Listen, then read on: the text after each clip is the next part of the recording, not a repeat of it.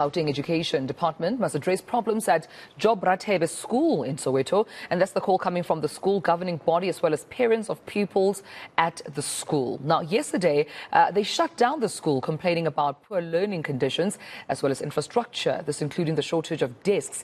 But to talk more about this, we're now joined by community leader Ntsakiso Mbalati, who is also an activist from Equal Education. Ntsakiso, thank you so much for your time and good morning to you. How problematic is this issue that we all witnessed at the school, and I can imagine a reflection of many schools in South Africa?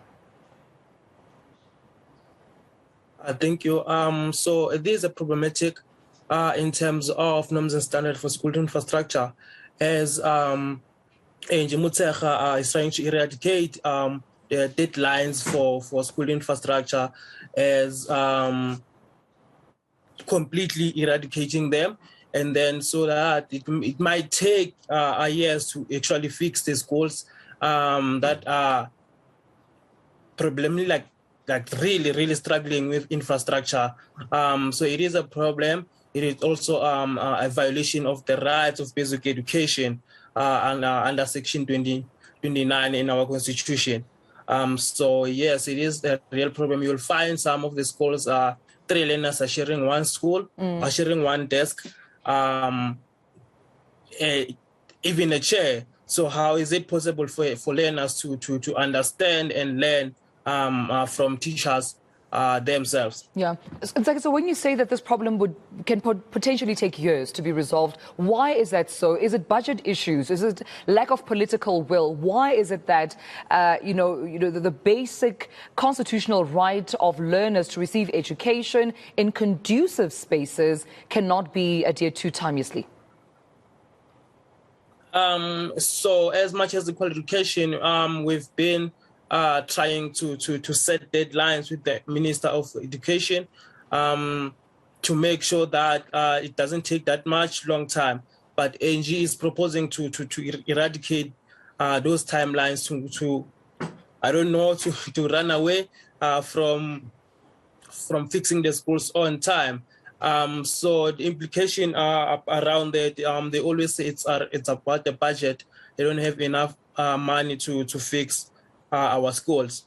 And that's the perspective coming from the department. When you engage with schools themselves, because I heard yesterday, an SGB member placing blame on the principal, saying that it seems in her office, toilets are working fine, it's hygienic, she's quite comfortable. However, the learners have to endure those conditions we saw from libraries, classrooms, as well as toilets, just to name a few. So when you engage with schools, what do they say for themselves regarding the conditions of the school? So normally we engage with parents and learners. They are struggling a lot in terms of infrastructure. You might find some of the schools they are learning under trees. So it is a problem. In some teachers, which they can't tell who they are, they always say that it is a problem to teach under that condition. You'll find that learners are struggling to concentrate during the lesson of teaching and learning. So it gives a bad implication to them in terms of getting a proper result at the end of the year. And that's exactly what I wanted to ask in terms of the long-term impact on pupils themselves. Yesterday we saw it was day 1 of the 3rd term. However, pupils from Job Rathebe could not attend class due to that protest. What do you think then is the long-term effect on pupils, their academics, but also having to be in that environment every single day, trying to absorb education, but obviously in dilapidated, sort of spaces and infrastructure? So as I said, one of the schools in Tembisa, they also had the same problems, and they submitted a memorandum. So they say that implication that they will have, especially in matrix, they are about to write their prelim. So they need each and every second which they get. So for us, for learners themselves, so to take the issue into their own hands, so it implicates the teaching and learning itself, rather than infrastructure itself, that it is a problem. why is it even important to come to a school whereby you won't even concentrate, where there's no infrastructure?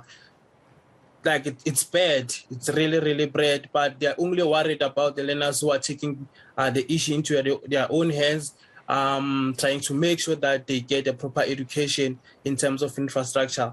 Well, I appreciate you speaking to us, Ntsakiso Mbalati from Gauteng Equal Education, of course, continuing to raise that voice, saying that the Gauteng Department of Education needs to address the problems at Job Rathebe Secondary School in Soweto, and I'm sure many other schools in Gauteng that are seeing, of course, the same problems.